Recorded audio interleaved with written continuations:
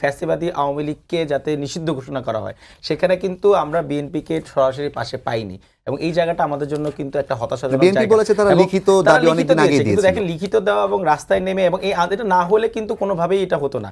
এবং সরকার এটাও কি গায়ের জোরে আদায় করে না, এটা গায়ের জোরে আদায় করে না, একটা কিন্তু আলোচনার জায়গায় ছিল, কিন্তু এটা তো হচ্ছিল না। এবং যদি না হয় তাহলে তো আপনি কি করবেন? এবং সেই জায়গা থেকে আজকে যেটা হচ্ছে যে আপনারা বলছেন তালা ঝুলিয়ে দিচ্ছে বা এই জিনিসগুলো, দেখেন বিএনপির অফিসে তালা ঝুলিয়ে দেওয়া আছে, এটা কিন্তু একটা স্বৈরাচারী আচরণ ছিল। আমরা কিন্তু অলওয়েজ বলছি যে বিএনপির উপর যে নির্যাতন, যে নিপীড়ন হয়েছে, এটা কিন্তু পক্ষে তাদের পক্ষে আমরা কথা বলছি, কিন্তু তারা কিন্তু একটা জায়গায় একমত হতে পারছে না যে এই জায়গাটা একটা সুষ্ঠু প্রক্রিয়া দরকার, এবং সেই জায়গাটা তাদেরকে আমাদেরকে পাশে লাগবে। যেই জায়গাটার মূল জায়গা হচ্ছে যে এইভাবে করে যেই ধরনের সংস্কৃতি তৈরি করতে চাচ্ছে, সেটা কিন্তু কোনোভাবে রেসপেক্টেবল জায়গা না। এবং পলিটিক্যাল পারসেপশনে আমার কাছে মনে হয় বিএনপি, এনসিপি থেকে শুরু করে সবাইকে এক জায়গায় আসতে হবে। কারণ না, একটু শেষ করি, আমাদেরকে কোনো না কোনোভাবেই এটা এক জায়গায় একমত হতে হবে যে আওয়ামী লীগকে নিষিদ্ধ না করে নির্বাচন হওয়া যাবে না, এবং তাদেরকে কোনোভাবে বিচার আওতায় না এনে, না আওয়ামী লীগ তো নিষিদ্ধ হয়েছে, না নিষিদ্ধ হওয়ার পথে বিচার এখন শুরু হয়নি, তাদেরকে বিচার করতে হবে।